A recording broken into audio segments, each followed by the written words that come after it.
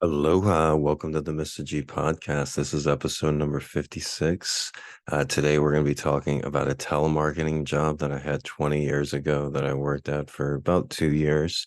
And we're also going to be talking about my experience with birds. Yes, you heard me correctly. We're going to be talking about Mr. G's experience with birds. Birds are very interesting creatures. They used to be dinosaurs. Today is, like I said, July 25th, 2023. It's a warm 78 degrees here on the outskirts of Chinatown in Honolulu, Hawaii, the largest city in the Pacific, my city. And I haven't done the podcast maybe about 4 or 5 days. I enjoy doing it every day. If there were different circumstances and if I could do the podcast at any time during the day without being disturbed, I would do it more often. Also, if I had a larger audience, doing it 4 or 5 times a week works out as well because it gets my audience chance to catch up on episodes. Once again, the Mr. G podcast, it's available wherever you listen to podcasts. Apple Podcasts is a good place, Audacity Podcasts, Amazon Podcasts. And if you still can't find it, full episodes are uploaded on Twitter, twitter.com/Gregory Brandt and youtube.com/Mr. G Live. So, like I said, today we're going to be talking about a telemarketing job that I had 20 years ago. And I talk about this job in my book, Gonzo Education, which is available on Amazon. What is this podcast about? You're just pitching yourself in your book? Yes. If you hear the sound of my voice, this podcast is about how great this podcast is. It's a celebration of me, Mr. G. Seriously. At Metro News Service, it was a telemarketing company in downtown San Antonio. And they sold newspaper subscriptions, except they didn't sell the San Antonio newspaper. They sold newspaper subscriptions all across the United States. So the individuals that worked at Metro News Service, you would call them from a computer phone, like an old school, like 1980s Superman 2 computer. And you would call different cities across the United States and attempt to sell them their local newspaper, giving them the impression that you were, in their area, pitching their local paper. And so Metro News Service actually found out about this job through my friend Benny, rest in peace, Benny, who's my best friend growing up. And at one point, we were looking for money, we were looking for jobs, and he was scamming through the newspaper classified section because that's how people looked for jobs back in the day. This was in 1999 too. And Benny found this job, Metro News Service. And then so we go for an interview the same time. And they interview Benny and they're like, oh, you're going to be a good salesman. They like Benny, my friend. And then the main guy, Robert Delgado, he's this big, huge Superman, I mean, football, not Superman, football loving guy. Why am I thinking about Superman? But anyway, so we do this interview, and the manager ends up who ends up kissing my ass for years to come. But at this time during the job interview, he doesn't like me and he likes my friend Benny. And so he's like, Benny, we're going to start you in full time. I think you're going to be a good salesperson. But Gregory, we're going to start you part time because you just don't have the enthusiasm. You're just not upbeat enough. And then I'm like, okay, whatever. It didn't hurt my ego very much. And this is a perfect story because I'm talking into a microphone. And so I'm good at talking into a microphone. My voice resonates in a microphone. No, it doesn't. Your voice doesn't resonate. I'll throw urine and feces at your window.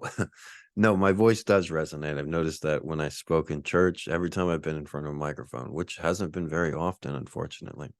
But at this Metro News Service, we had those mics that you were like that. And I would take the mic and I would put it like this and put my hand over it like that, because my voice seems to carry. And so it was a small office. And even though there was 50 other employees also talking on the phone, my voice is the one that everybody's heard. And when I spoke like that, people would tell me, they're like, I can hear you in the reception. Like it would pick up in the audio, like, because I would match the frequency of the tone or whatever. So at this sales job, they encourage all this employees to be so upbeat and, hey, I'm trying to sell the newspaper, blah, blah, blah. And that's just not my style. I'm just not going to do that. And so when I started working there, it was with Benny at first in 1999, and they started me off as part-time. And then they realized, oh, he's really good at this, except I had a different approach. I wasn't all salesy. I was more laid back, and I sold to like a lot of women and stuff.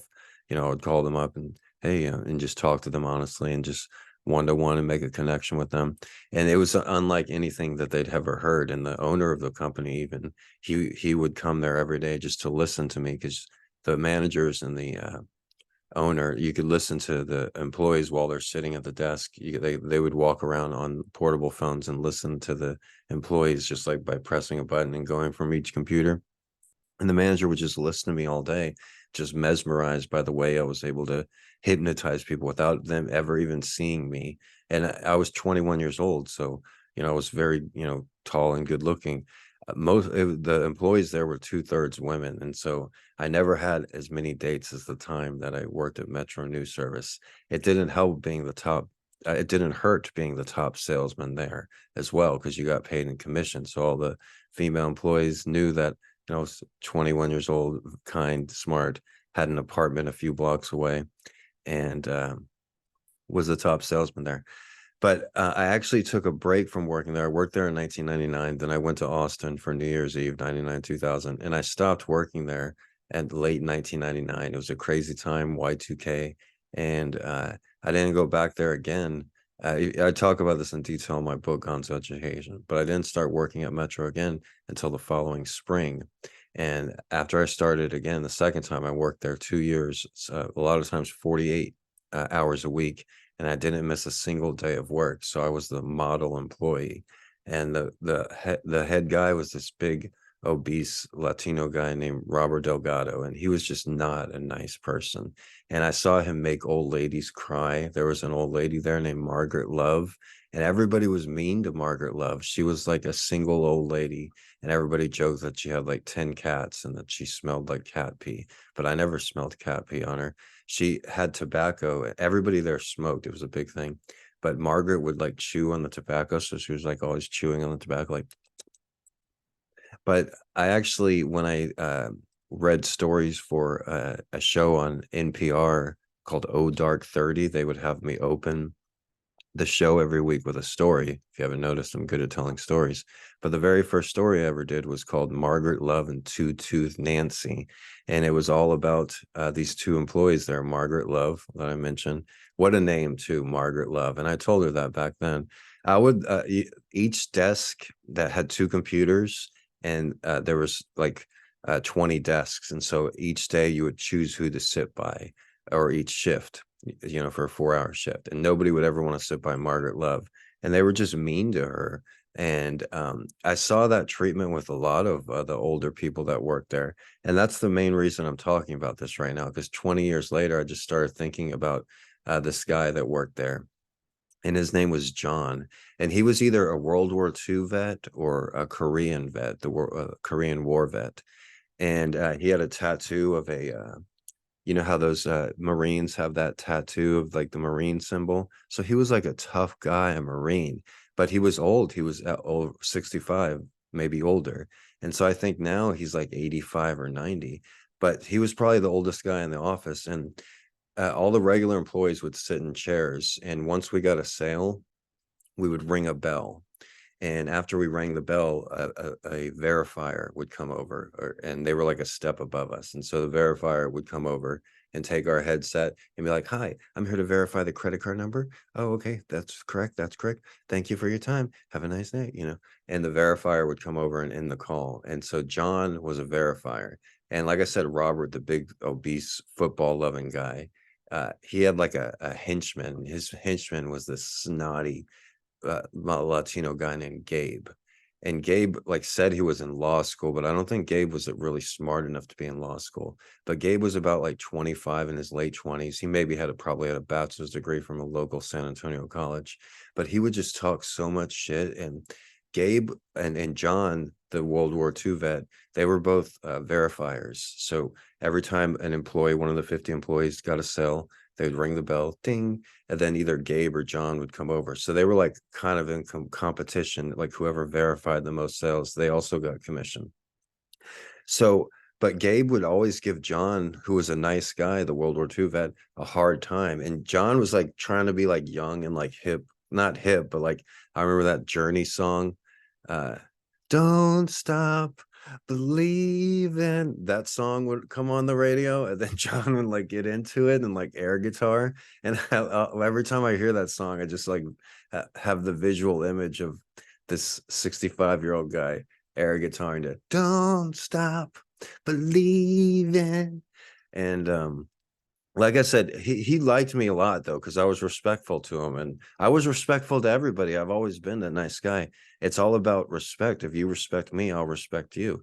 Like the kid that's like stalking me out here, he's never been respectful, so I got no reason to respect him. But it's all about respect. And John was always respectful to everybody. Gabe was a manager there, but he wasn't respectful. He would try to talk down to me or stuff, but he couldn't really because I was the top salesman and could get any woman in the office. And he knew that as well. And both Robert and Gabe treated women horribly and would like use their position of power. They could never get away with this now. This job would never exist now because those two managers were scummy, scummy, scummy. And the way that Gabe treated John and would make fun of him, I even brought it up to it once. I'm like, hey, Gabe, why are you always so mean to John? He's a nice guy. It's like, John, he's a loser. Well, he's like 80. And Gabe, you could tell like English was his second language. This was downtown San Antonio. And he's like, like, and I'm just thinking, like, damn, this guy's like saying he's going to law school. It's 20 years later. Where you at now, Gabe? uh, you don't always remember in life, people. You don't always remember what somebody says. You don't always remember what somebody does, but you always remember how somebody makes you feel. And 20 years later, you look back and you're like, why was he so mean to the 65-year-old war veteran, like making fun of him? Like, I think once he put a "kick me" sign on the guy's back, like, so show some freaking dignity. This guy's a Marine. He fought for our country. And that I do remember that. And it was like a big joke. And like John, the World War II veteran, was like, what? Something's on my back, something's on my back. And then he finally pulled off the "kick me" sign, and John's like, ah, or like Gabe's like, ha.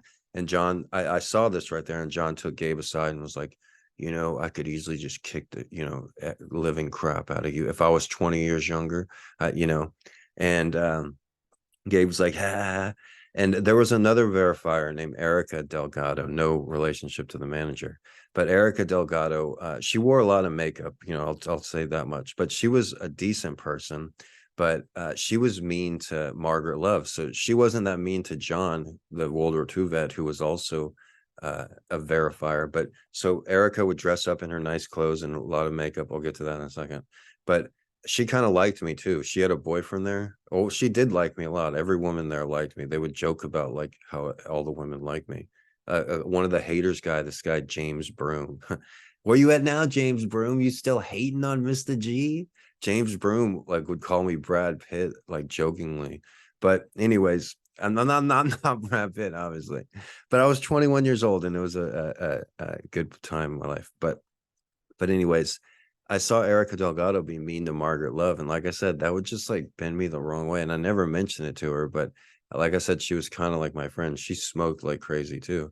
But seeing her be mean to an older lady that doesn't have a husband or anything, it was just like so distasteful. And Robert Delgado, the obese manager, and his henchman Gabe, they both called Erica a tranny because she wasn't a transvestite or anything, but they would call her that because she wore so much makeup. And she had done time in prison or something like that. She was like in her late 20s. The thing is about this job, they were one of the only places that hired felons. I'm not a felon, and I wasn't a felon back then.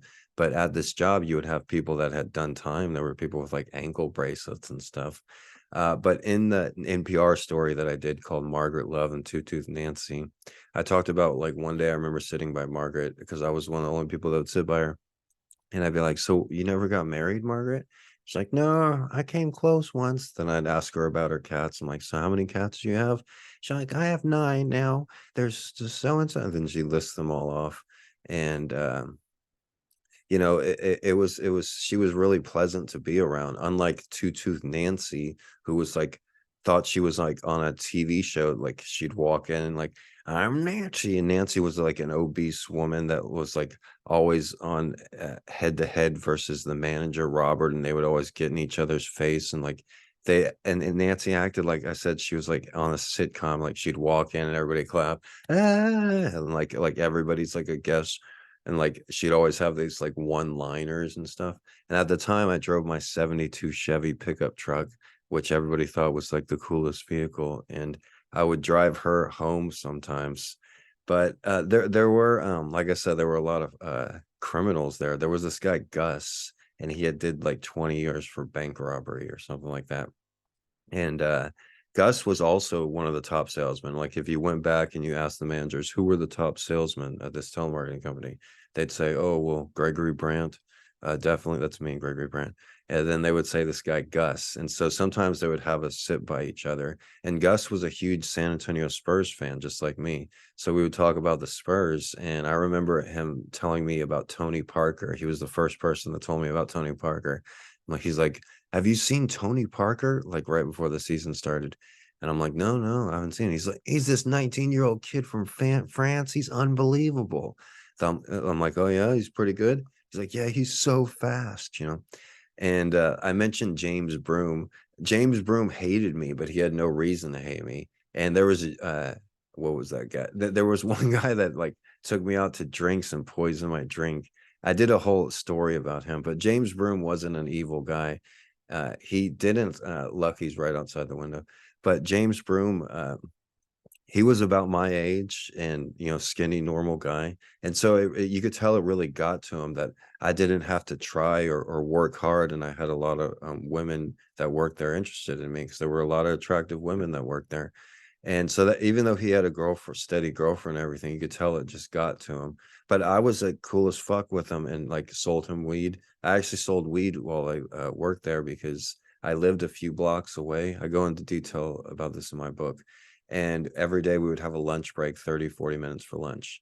And so every day I would just walk to my apartment, smoke some weed.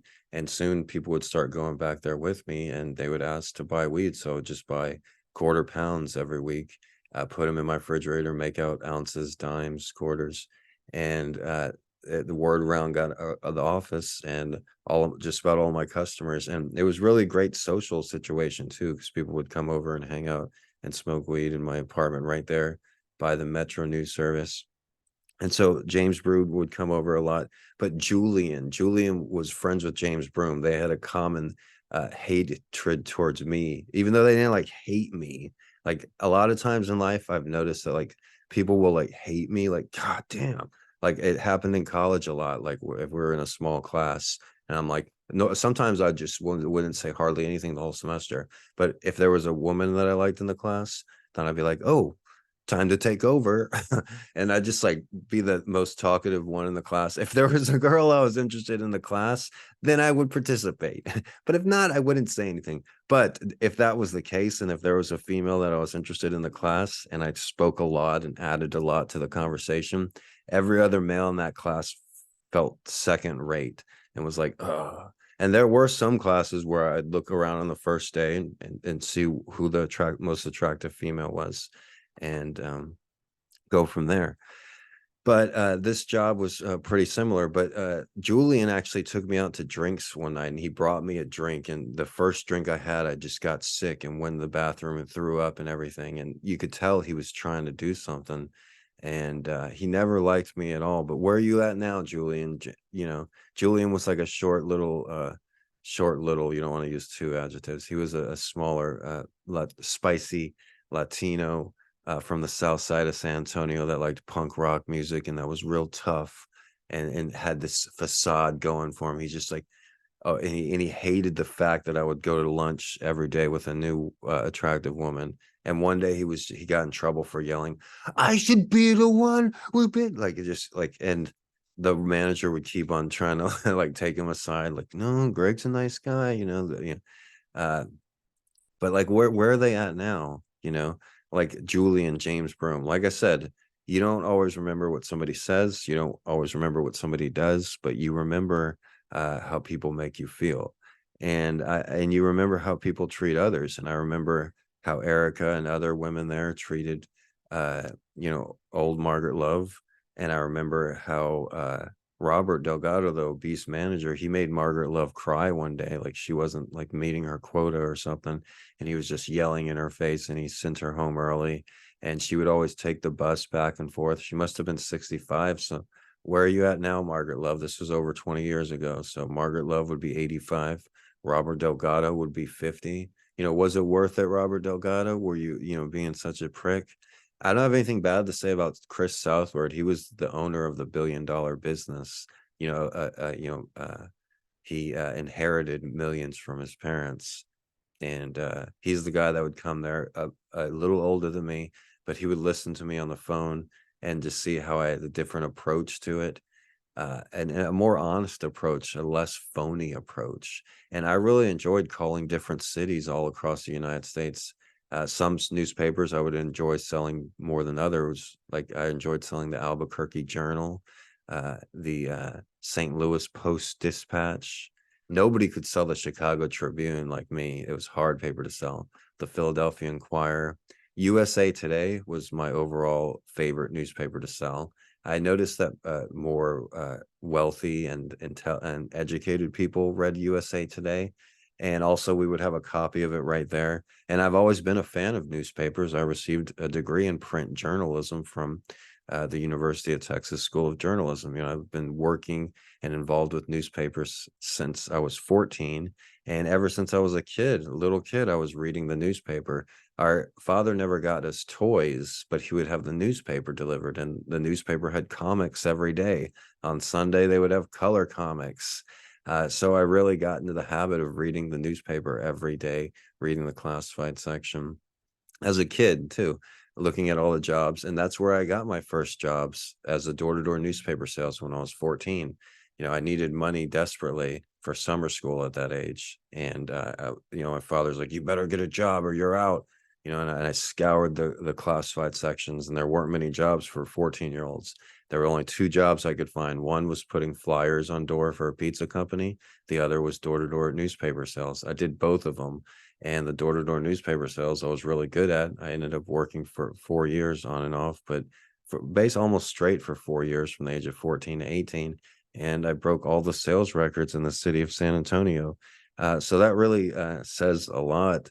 Then going on and having 5 different newspaper delivery routes in my life. It's really fitting how things worked out. But I'll always remember working at Metro News Service and telemarketing, selling newspaper subscriptions all across the United States. Because like I said, I got to learn about different newspapers. And it's funny, the newspaper in Portland, Oregon, there's the Oregonian. I actually sold that newspaper in San Antonio in 2001 over the phone to people in Oregon. And then flash forward almost 15 years later, and no, about 10 years later, and I'm actually delivering that newspaper in Oregon, Vancouver, Washington. So it's funny. I don't read the newspaper anymore. It's something that I grew out of, or it's just circumstance, the way technology is. But I used to read the newspaper every day. I worked for the largest college newspaper, the most circulated college newspaper in the United States, the Daily Texan from the University of Texas. And I worked there briefly, but I was the editor of the Austin Community College newspaper. And that was one of the reasons why I was accepted into the highly competitive UT journalism school. That, as well as having almost a perfect GPA in community college and being in the honors program at community college. So it wasn't easy. And I've always had newspapers as the background for my writing journey and my writing career. I've always written nonfiction. Newspapers are nonfiction. And it's worked out a lot. And so if you want to read more, if you want to hear more about my time working at Metro News Service with all these interesting characters from 20 years ago, you can check out my book, Gonzo Education. It's available on Amazon, has a very high rating. You can read the reviews for yourself. I hope everybody enjoyed today's podcast. Once again, Mr. G podcast. Listen to it on your way to work. Listen to it at work. I'm in this podcast club. You cannot keep me out. If I'm standing on top of a volcano with this microphone, if I'm in the middle of the rainforest with this microphone, if I'm on the bottom of a canyon with this microphone, if I'm in my cozy air conditioned apartment with this microphone, I am doing this podcast. I am in the podcast club. And if you want to see full episodes of the Mr. G podcast, the Gregory Brandt podcast, the Mr. G Hawaii podcast, they are uploaded in their entirety on twitter.com/Gregory Brandt or youtube.com/Mr. G Live. From me and my street cats on this wonderful Tuesday morning, we bid you aloha and have a good day, everybody. Take care of each other.